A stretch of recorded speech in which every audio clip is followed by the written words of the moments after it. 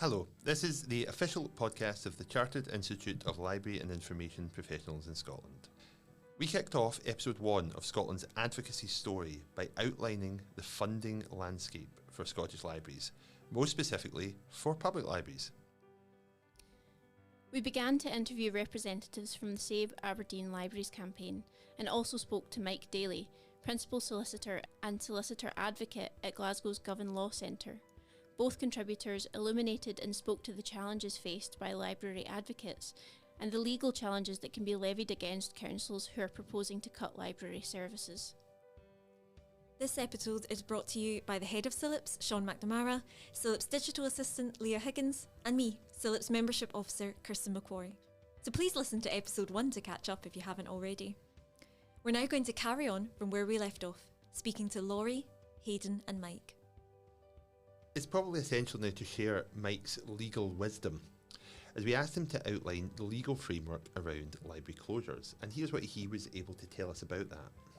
Yeah, I did, do quite a bit of research, and I looked at the Local Government Act, and there's even older legislation than, say, 1973 Local Government Scotland Act. There's legislation that goes back way beyond that requires local councils, local government, to ensure there's a proper library provision. The difficulty with that local government legislation is it's not specific enough to say, let's protect a library, let's say, in X community in Dundee, for example. Because what that legislation does is it creates this sort of general obligation on the local authority to make provision across their local government area for libraries. So you could probably see where I'm coming from here, that to use that to save one particular library that's facing closure is very, very, very difficult. But what was interesting is, and I should, I guess, make it quite clear that, people in local government, i.e. councillors, are elected and they have certain powers. And so ultimately, a council may decide to close a library or a number of libraries, and they have that democratic power. But what seems to be happening is that the law comes along and says, particularly in terms of the Equality Act 2010, that in order for you to go through that exercise, there's certain processes that you need to do. And for example, in terms of the public sector equality duty, which is section 149 of the Equality Act 2010, the public authority has to, for example, advance the equality of opportunity between persons with protected characteristics. So, for example, that's people in terms of in relation to age, somebody's, a particular sex, somebody's particular disability. So the idea is that in terms of that duty, the local authority has to consider, if it does decide to close the library, what will be the impact of that decision for people in the local community that have protected characteristics. As I say, for example, it may be younger people, it may be older people, it may be single mums, it may be families, it may be ultimately service users that have particular disabilities. So it's important to also note that under the Equality Act, there's also the Equality Act 2010 Specific Duties Scotland Regulations 2012. Now, they're quite important because what they do is they say that where you have a listed authority, and that includes a local government, then they need to, in making their impact assessment, so an equality impact assessment on what would closure mean to local people with protected characteristics, they have to consider the relevant evidence relating to those persons. So what does that mean? Well, in my view, and certainly there's been a number of cases decided in Scotland's Supreme Court, that means you actually have to speak to people who have, for example, disabilities, who are service users that may be, for example, younger, they may be families. You need to engage with people. So there's an element of consultation that has to take place. And I think what we've discovered, certainly through last year and indeed this year, is that many councils in Scotland are just simply steamrolling ahead and deciding to close public libraries without going through the due process of properly considering what this would mean to people, as I say, with protected characteristics, age, sex, gender, disability, race. And if they don't engage in that process properly, we can challenge them by saying, hang on a minute, you've not done a competent equality impact assessment, you've not consulted, you've not engaged with local people in the community to enable you to do that assessment properly. And the way to challenge that is ultimately by identifying a person who's got sufficient interest in terms of the impact on them, and we raise a petition for judicial review in the court session in Edinburgh. Reacting to a statement made by Hayden earlier in the interview, I wondered if the campaigners felt that the local council hadn't quite expected this strong of a response to the library closures, as if they'd hoped the news would just fall through the cracks in an exercise of public ignorance. But we know this was far from the case. When I asked this, I could see Laurie vehemently nodding her head in agreement whilst Hayden began to answer my ponderings. Their responses, like so many of their answers, were powerful. It's a really good question, and it's a hard one to answer because I think throughout almost the entirety of last year's campaign, the City Council were like a kind of monolith, silent, blank, nothing. The City Council, we spoke to councillors, but the City Council itself, there was no communication with the City Council directly, ever. We ended up later on in the story with some contact and conversation with library services from within the City Council, but the City Council itself, very difficult to say. I don't think they expected it. I think there was a considerable degree of complacency, to be honest with you, both in a political sense, but also it would seem in a bureaucratic sense, in that there'd been an awful lot of negligence when it came to the proper processes that should have preceded any possible closure of these public facilities. So I think complacency and inscrutability would be the things that I would use as words to describe what I understand the council's position to have been, but it was so hard to tell. Even that is just quite telling, isn't it? The fact that you're still not even really quite sure. Laurie, I could see that you looked as if you were agreeing quite heavily with that question.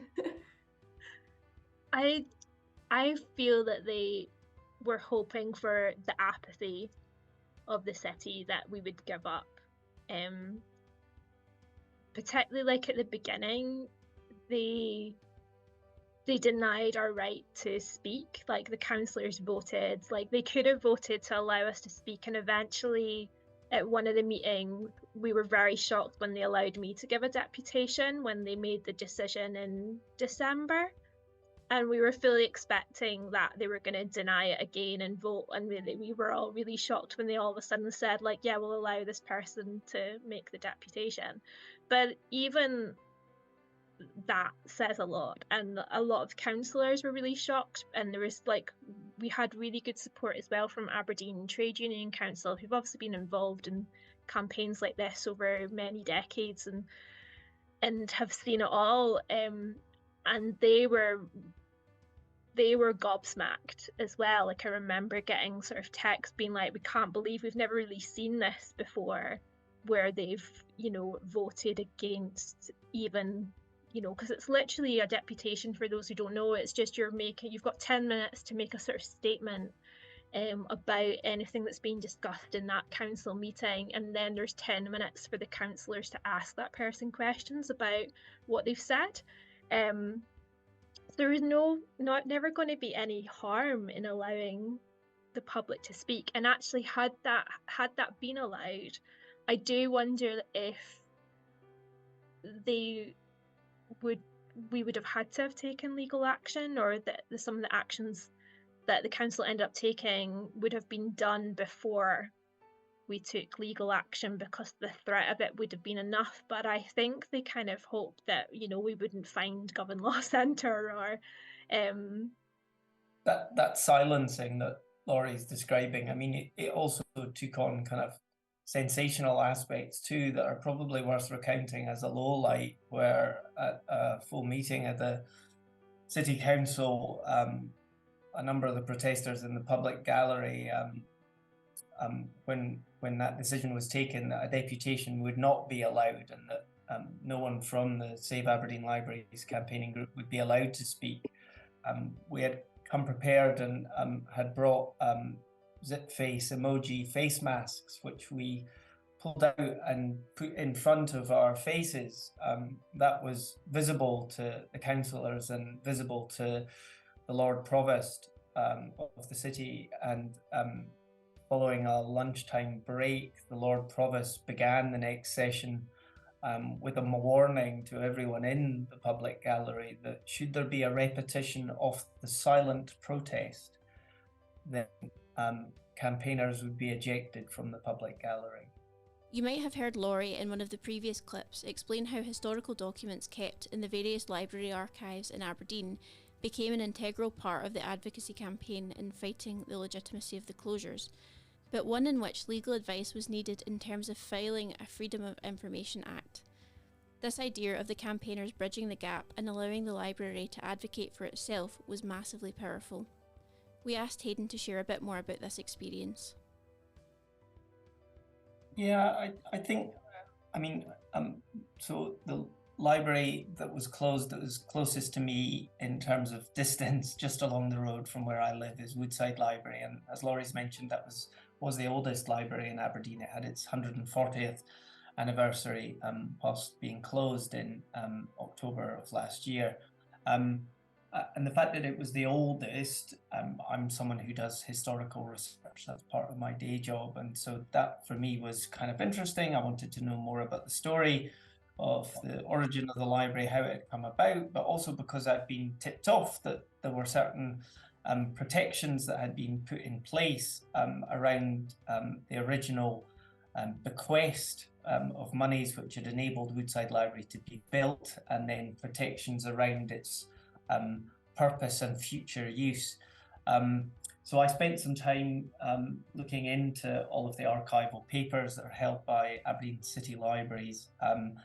And a lot of this centred basically on a statement which had been put in place by Sir John Anderson, the original benefactor, with words to the effect, and I'm paraphrasing here, that the land on which the library had been built and the building built for the purposes of the library should only ever be used for that purpose into the future.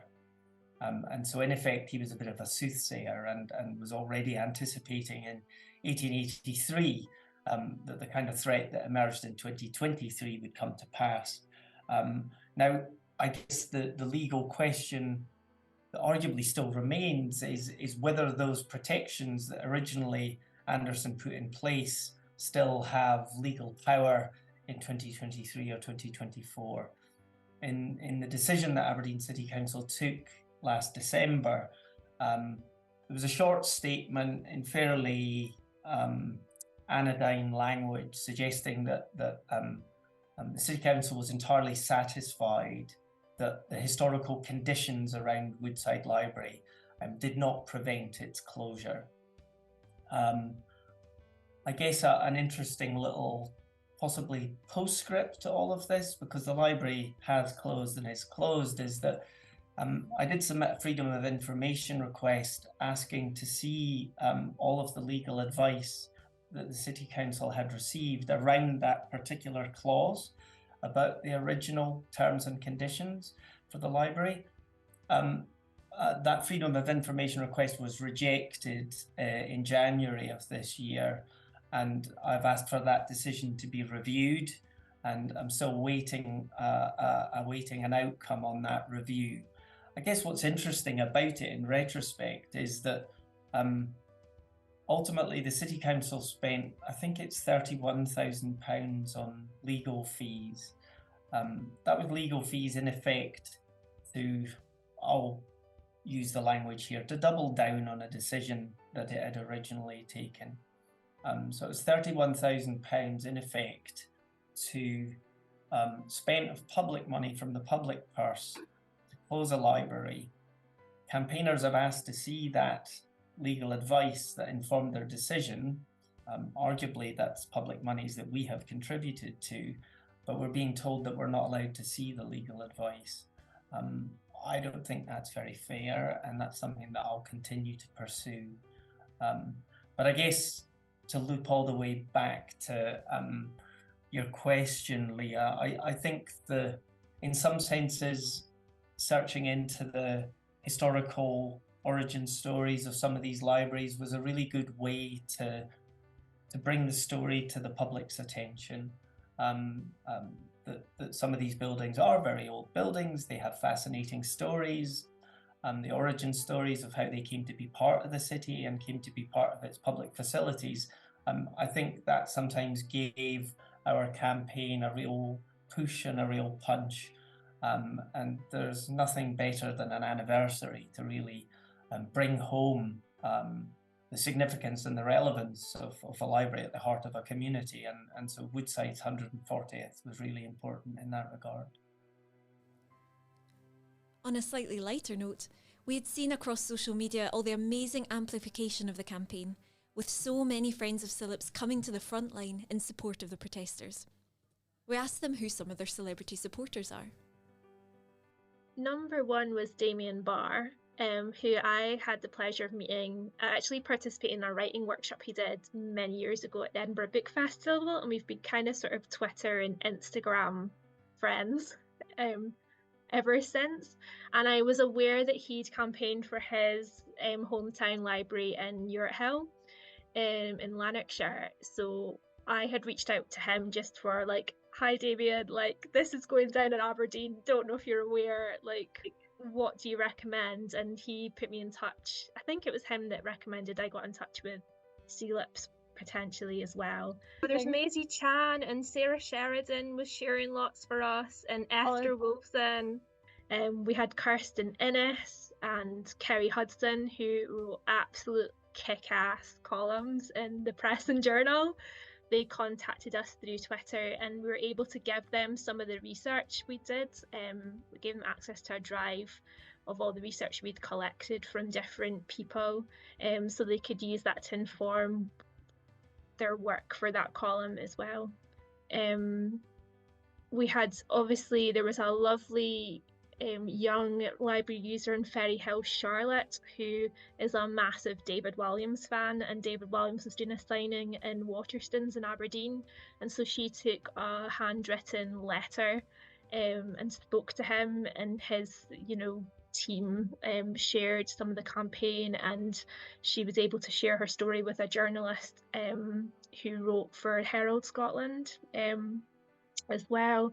Kathleen Jamie, Val McDermott, various other folk, I think, who were active on social media, did a really good job of continuing just to punt our story around and make sure that it never quite slipped off the front of people's attentions on social media. To be honest with you, we were quite small in number as a group, right? Save Aberdeen Libraries was not a cast list of hundreds. And so if people are thinking about campaigns in the future, it doesn't require huge numbers of people, but it just requires lots of people with plenty of energy and investment. As we mentioned at the beginning, this podcast tells the story of the campaign and those involved as a shining example within the landscape of many library campaigning stars. But we hope you'll also look at it as a resource for communities who find themselves in the same shoes as Hayden and Laurie. We asked them what advice they give to fellow library lovers who find themselves in similar circumstances. Don't let the buggers get you down. And don't believe half the words they tell you. No, don't take anything at face value. Go and seek out the data and reach out to organisations like CILIPs, like the Scottish Library and Information Council, the Library Campaign down in England and Wales, because these people have done it and they are going to be able to connect you and point you in the direction of the information you need to get. Like one of the key things was asking for footfall numbers, and not just footfall and library research, but knowing what questions to ask. So like a really key thing on the reason that the council officers gave to the councillors of why it was fine that the libraries would close is they were like, oh well, everyone's visiting digitally, people aren't going to their libraries anymore, which wasn't true. because they were basing it all on overall numbers when they had reduced the opening hours quite severely of libraries. There was the libraries that were closing had changed hours, that they were open many more times than those that had higher footfall numbers. So you don't know when your library's open. Of course, it's going to affect how often you're going there. If you turn up thinking, well, it was always open on a Monday from 9 till 5, and you turn up on a Monday and it's like, oh, it's now open on a Tuesday instead now, you know.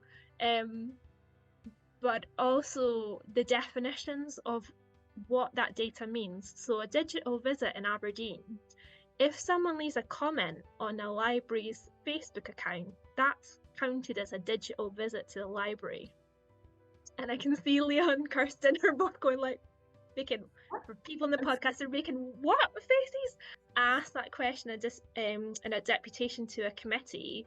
The councillors asked, and they did not expect to get, I could tell from their faces, they did not expect that answer either. So I think when they were getting told like, oh, well, it's, 1 million a year digital visits versus, 700,000 physical in-person visits or whatever it was, it's not quite the same as, someone's gone on a library website and downloaded an audiobook or access press reader to,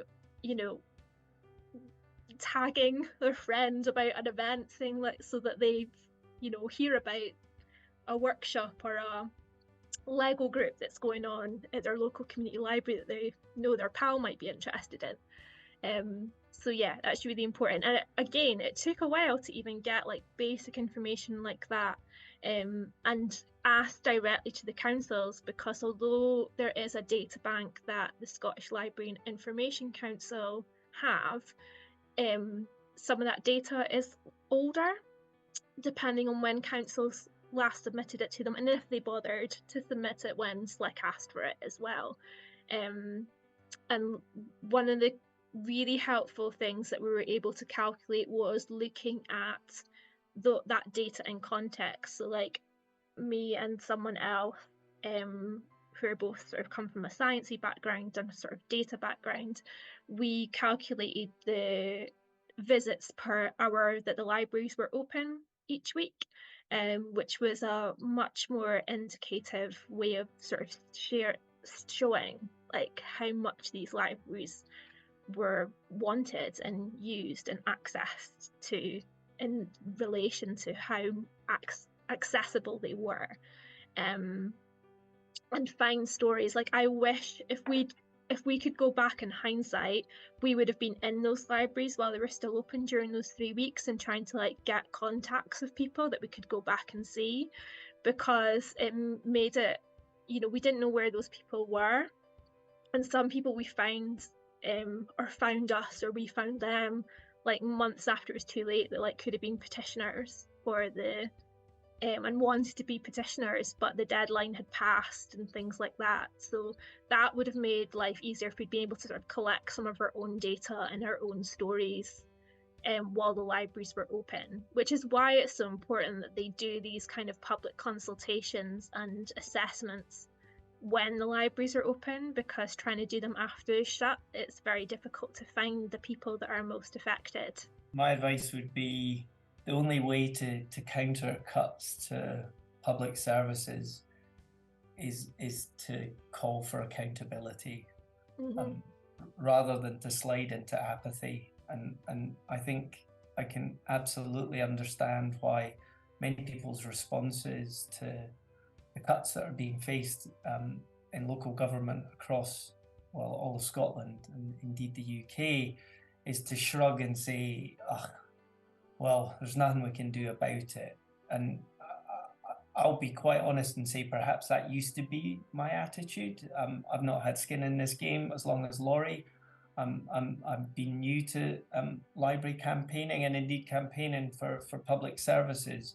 But the last 12 months for me have been an absolute education in the necessity of calling for accountability in all decisions.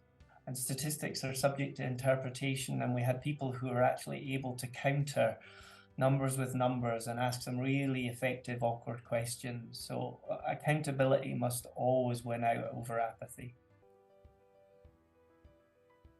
We also took the opportunity to ask Mike what practical moves protesters and advocates can take when looking to support their local library facilities. From his legal standpoint, is there anything that communities can do in the first instance to gather momentum before approaching somewhere like Govan Law Centre? I think a number of things really. The first thing is get organised. Ensure that local people that use the local public library, for example, form a group. Doesn't have to be anything particular, formal, but that people come together. And so, for example, we take the example of Aberdeen. That was the Save Aberdeen Library Campaign. So people can come together and form a campaigning group, to give a voice and to give a presence, and to say to local elected members and indeed, members of the Scottish Parliament, members of Parliament at Westminster too, we don't want you to close our library because, and then set out why it's important. What does the library mean to a particular local community? What would happen if it goes? Is there anywhere else that people can use? Is there difficulties in, for example, in commuting to the next nearest public library? Maybe there isn't one that's nearby. What does this mean in terms of accessibility? What about people that have got mobility problems, who might find it very difficult, to go to a library, several miles away from where they live? And put the arguments out there. I think the second thing I would suggest that would be good to do is do a little bit of research and ascertain whether the council has undertaken a proper equality impact assessment. And just to say in terms of that, the ones that we saw, for example, in Aberdeen, were like a desk-based tick box exercise that didn't involve any actual people. It was just somebody ticking a number of boxes and filling a form. That is not, I have to tell you, a competent, lawful equality impact assessment in terms of the 2010 Equality Act and indeed the 2012 regulations made thereunder. So don't just think if somebody waves a piece of paper at you, that's sufficient. So do a little bit of research, and ultimately, if the council do decide that they're going to close the library, and they have to be looking at proper mitigation, so what's going to be the alternatives, and they haven't done any of that, then feel free to get in touch with Govan Law Centre. And if we've got the capacity, we'll have a look, and we'll look at the evidence. And if we think there's evidence, then the next thing we need to do is to identify our client or clients, raise court proceedings in Edinburgh to challenge. So from an advocacy perspective, is there anything that you've seen that's been particularly impactful with the cases that you've represented? Or is there anything that communities can do to kind of complement or amplify the legal work that you're doing? Well, I think as we've discussed, I think it's so important for local people to, try and work with as many people as possible. Your neighbours, people down the street, get everybody involved, make it a diverse and inclusive campaign, because the more people that you have supporting, the more powerful it is. For example, I know that many local campaigns across Scotland have drawn up petitions. So, some councils in Scotland allow you to petition the council. So you can petition the council. Most councils will allow you to do what they call a deputation. So you can have, for example, if you form a campaign group to save a public library, then you may have one or two people from that group that can ask the council if they can give a presentation in front of all of the elected members to make the case in terms of why saving a local library is so important. That's a good thing to do. You could ultimately also petition the Scottish Parliament. There's a petitions committee in the Scottish Parliament. So I think just from the point of view of grassroots, people power, create a voice, get the local newspapers, the local media involved. For example, get onto social media, create a presence for your campaign, because ultimately what you're in the business of trying to do is influence elected members at the end of the day, if we're honest.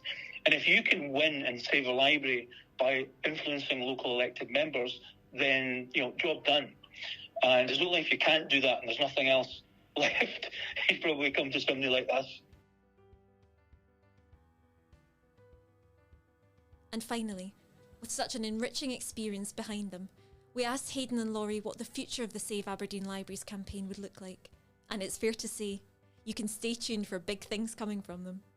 We're hoping to put together what we're figuring as an A to Z toolkit for other campaigners and campaign groups who might find themselves in a comparable situation to our own, where what we can do is just hopefully in a nice, quick summary fashion provide little alphabetical entries on everything that you need to do to mount and run a creative and colourful and hopefully fairly effective campaign. And that would be a nice legacy coming out of our efforts last year, which ultimately were unsuccessful in the sense of we weren't able to save the libraries. But if the legacy of that is experience that we can share and disseminate, that would be great. It's something that we're very aware that there's more cuts coming in the future, and so we want to prepare to make sure that no more library provisions close, and also to make sure that the mitigations that they said are in place to reduce the impact of the closures are actually in place. So for example, in Cornhill Library at the moment, that was the only place people in the community can get any digital access if they don't have it at home, and there's a lot of people in our community that don't have internet or digital access at home. We have 25% of all the sheltered housing in the entire city within our little community council boundary, which is a lot. And so we're like, well, where are the computers and the printers and the photocopiers going to be put that were in the used access in the library? You know, they promise that they're at the moment in Cornhill Primary School that they've created a room next door that is their library. Like, what does that mean for access for the children? Is there actually a school librarian there? What does a library mean as well? I think sometimes what's classed as a library is, oh, it's a room with books in it, and we know that that is not all a library is. Qualified librarians are an essential part of any library service. So that's an aspect. And personally for me, I don't want to say that this is Save Aberdeen Libraries' future necessarily, but I'm certainly looking into whether we need to have a campaign group that is for the whole of Scotland to help people have better access and better protections for our public libraries, because I don't think the laws we have currently are good enough. It's too vague and woolly, and I think it's only from cases going to court that there's sort of legal precedents being set, and it's far too easy for them to close libraries. Therefore, we need better legal protections, and I think Mike Dailly's probably shared something to that effect, knowing what he's written recently in the paper and things. So that's something that I really want to fight for, because I know how much I've benefited from a library coming from a working class background as someone who's currently, you know, a writer, although unpublished, and studying it through the UCLA Writers Programme, and somebody who has at times been in a really low income and not had internet in my house, and you know, gone through periods of unemployment and illness where the library's been kind of one of the few places that I've been able to go and be safe. And I know my partner feels the same way.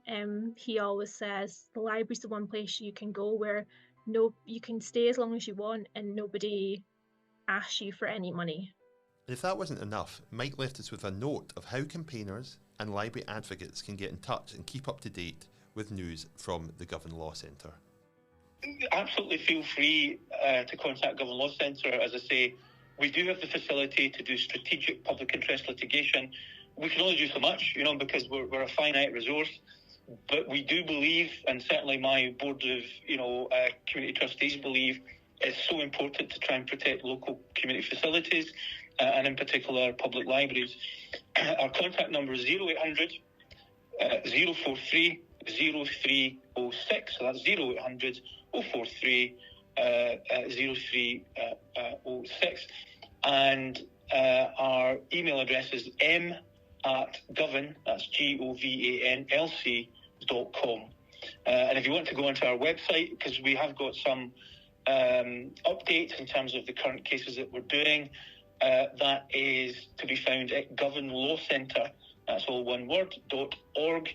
And there you'll get updates on some of our current cases.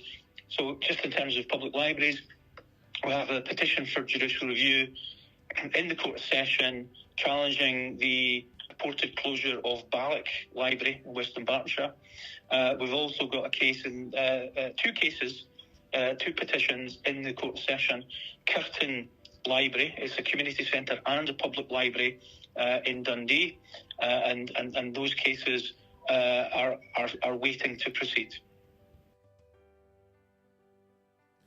Just before we ended our interview with Hayden and Laurie, we asked them for a final few reflections, which remain powerful sentiments of their experiences. No, totally. Can I also add, thank you to CILIPS and SLIC and the Scottish Book Trust for all that you do, because you all gave us valuable information and help. It was absolutely invaluable to our campaign, especially at the beginning.